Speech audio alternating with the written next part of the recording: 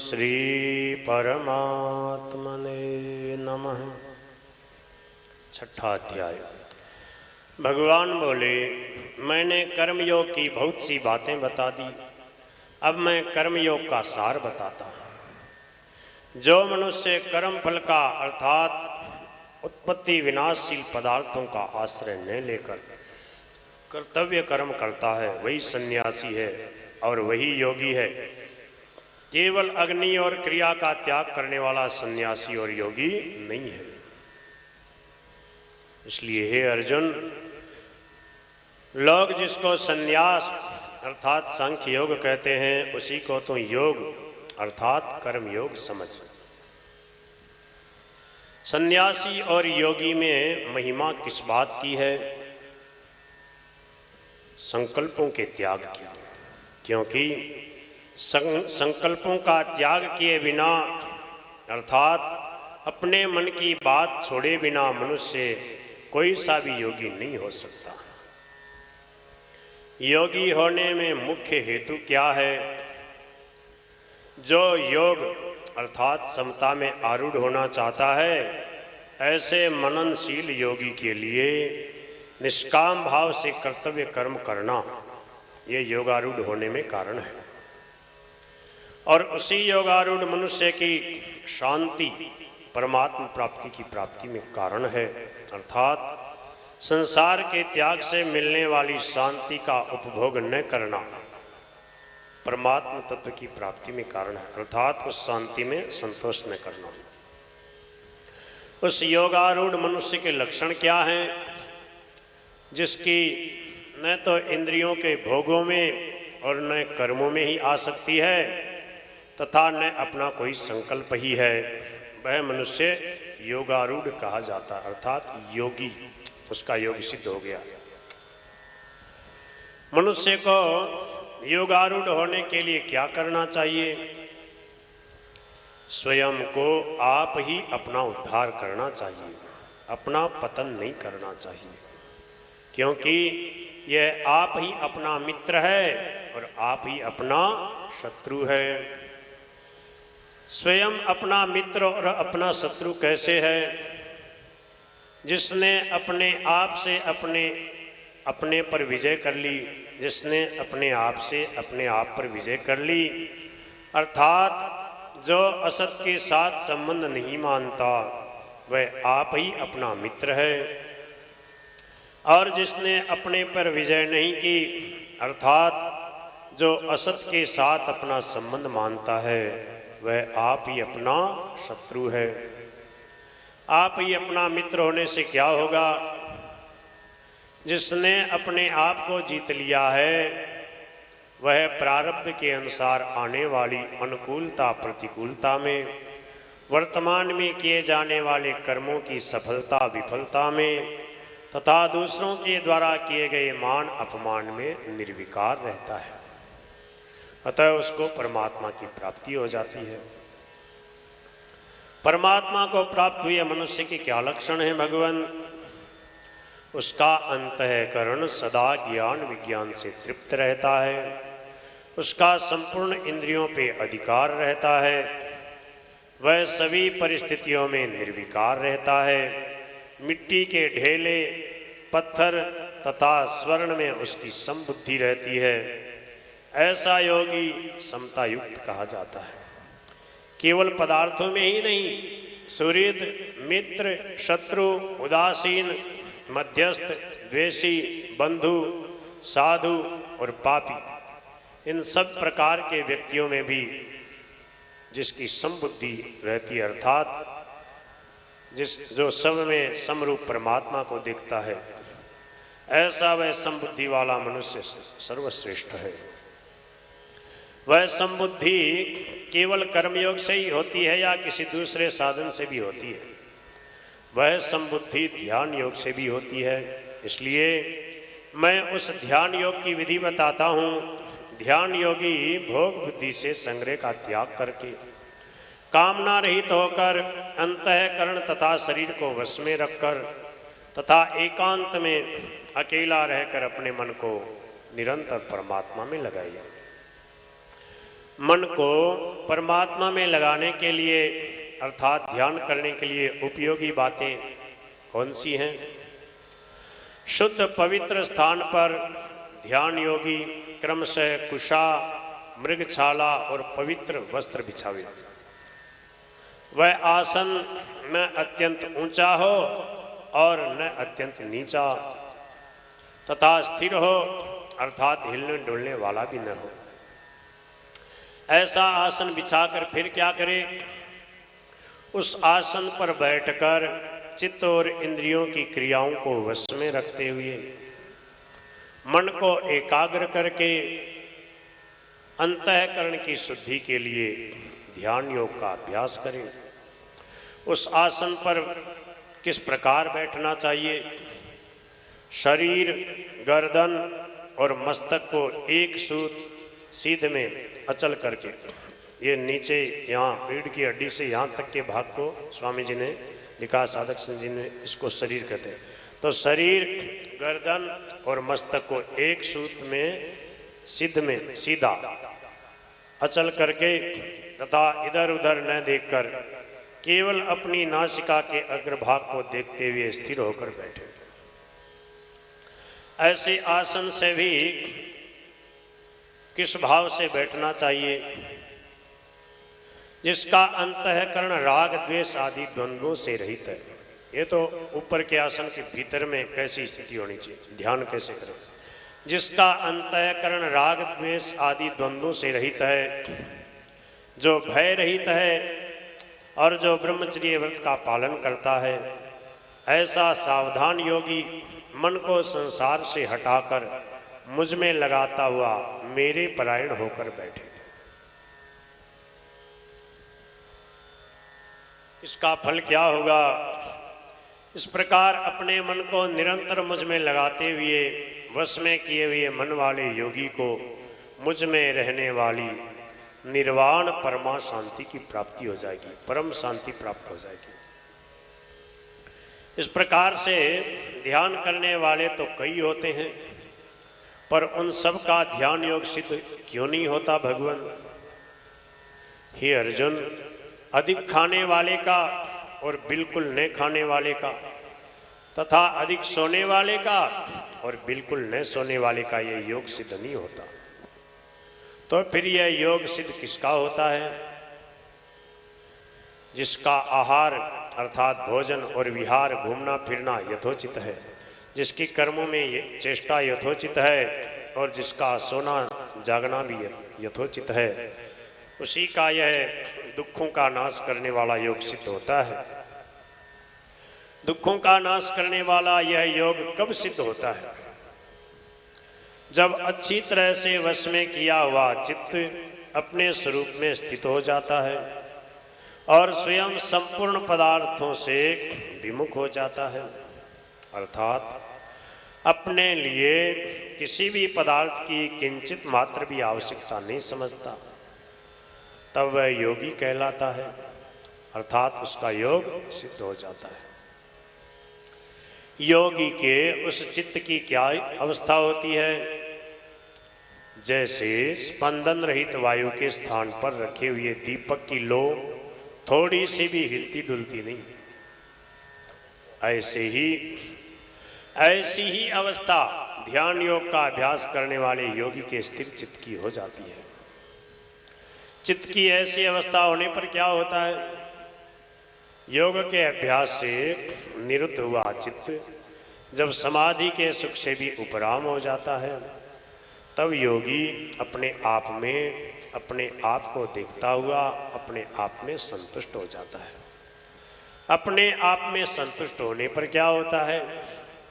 योगी को सीमा रहित, इंद्रियों से अतीत और बुद्धि से ग्रहण करने योग्य सुख का अनुभव होता है।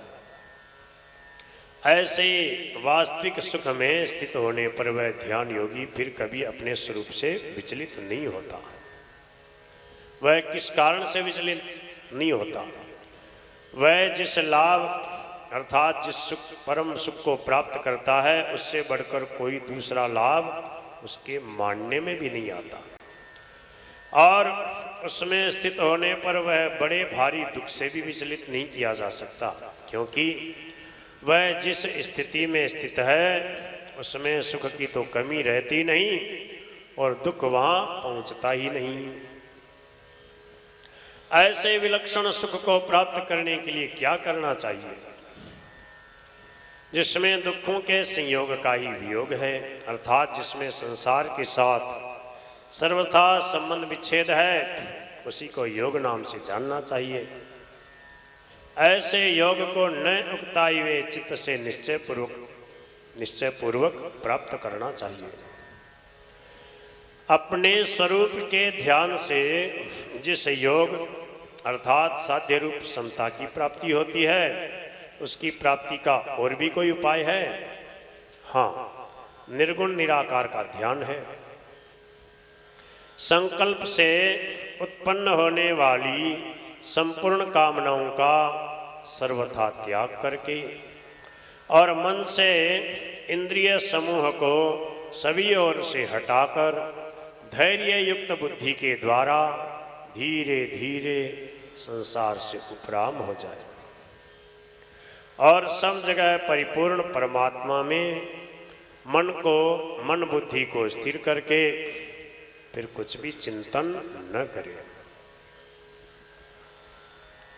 अगर चिंतन हो जाए तो अभ्यास करें, अर्थात ये अस्थिर और चंचल मन जहाँ जहाँ जाए वहाँ से हटाकर इसको एक परमात्मा में ही लगाए।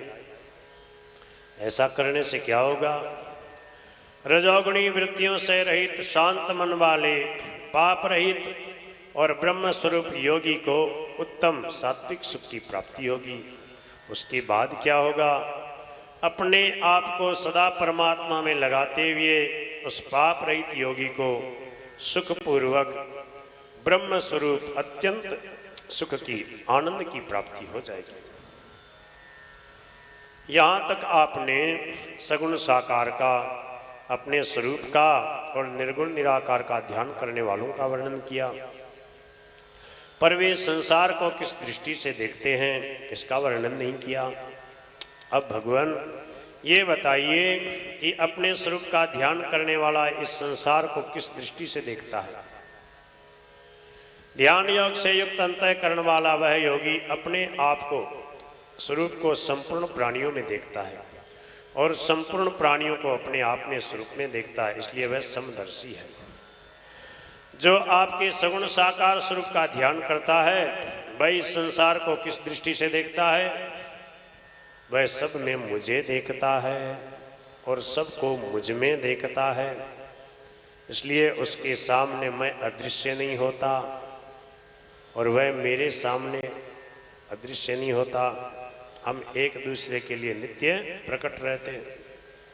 अभिन्नता का अनुभव हो जाता भक्त को भगवान से।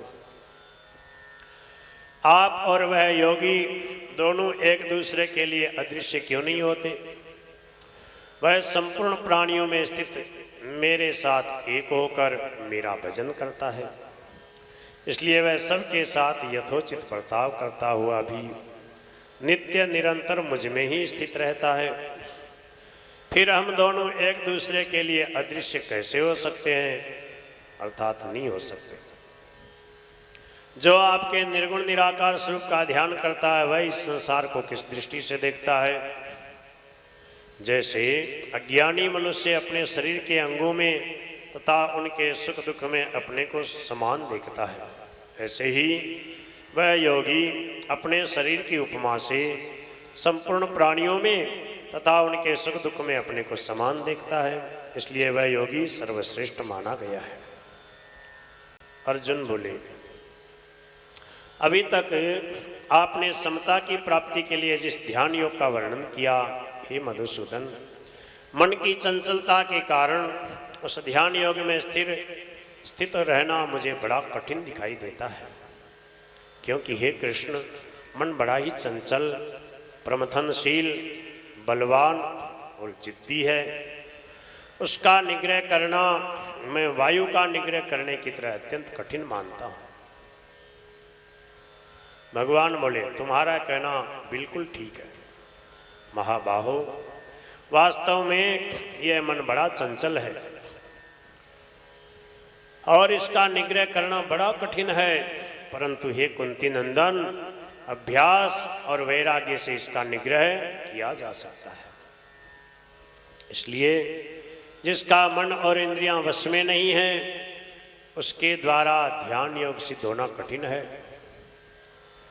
परंतु जिसका मन और इंद्रियां वश में हैं उसके द्वारा ध्यान योग सिद्ध हो सकता है, ऐसा मेरा मत है।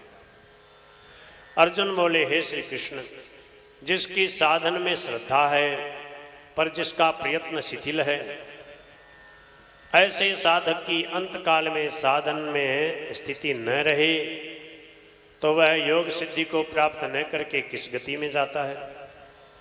संसार के आश्रय से रहित और परमात्मा प्राप्ति के मार्ग से विचलित उभय भ्रष्ट साधक छिन्न भिन्न बादल की तरह नष्ट तो नहीं हो जाता। हे कृष्ण, यह मेरा संदेह है, मेरे इस संदेह को आप ही सर्वथा मिटा सकते हैं, क्योंकि इस संदेह को आपके सिवाय दूसरा कोई मिटा ही नहीं सकता। भगवान बोले, हे पार्थ, उसका न तो इस लोक में और न परलोक में ही पतन होता है, क्योंकि हे प्यारे, कल्याणकारी काम करने वाला कोई भी साधक दुर्गति में नहीं जाता। वह दुर्गति में नहीं जाता तो फिर कहाँ जाता है? जिस साधक के भीतर सांसारिक सुख की कुछ इच्छा रह गई है, ऐसा योग भ्रष्ट साधक पुण्य कर्म करने वालों के लोकों, स्वर्ग आदि ऊंचे लोकों में जाता है और वहां बहुत वर्षों तक रहकर मृत्यु लोक में शुद्ध श्रीमानों के घर में जन्म लेता है। परंतु जिस साधक के भीतर सांसारिक सुख की इच्छा नहीं है और अंत समय में किसी विशेष कारण से योग भ्रष्ट हो जाता है, वह स्वर्ग आदि लोकों में न जाकर सीधे ही तत्वज्ञ योगियों के कुल में जन्म लेता है। इस प्रकार का जन्म इस लोक में अत्यंत दुर्लभ है। तत्वज्ञ योगियों के कुल में जन्म लेने पर क्या होता है? हे कुरुनंदन, वहाँ पर उसको पूर्व जन्मकृत साधन सामग्री अनायास ही प्राप्त हो जाती है। उससे वह साधन की सिद्धि के लिए फिर तत्परता से यत्न करता है। आपने तत्वज्ञ योगियों के कुल में जन्म लेने वाले की बात तो बता दी, अब ये बताइए कि शुद्ध श्रीमानों के घर में जन्म लेने वाले का क्या होता है? वह योग भ्रष्ट भोगों के परवश होते हुए भी पूर्व जन्म में किए हुए अभ्यास अर्थात साधन के कारण परमात्मा की तरफ खिंच जाता है। पूर्वाभ्यास में ऐसी कौन सी शक्ति है जिससे वह साधन में जबरदस्ती खिंच जाता है? भगवान भैया, जब योग का जिज्ञासु भी वेदों में कहे हुए सकाम कर्मों का अतिक्रमण कर जाता है, फिर जो योग भ्रष्ट है, योग में लगा हुआ है, उसका तो कहना ही क्या है। परमात्मा की तरफ खिंच जाने पर क्या होता है?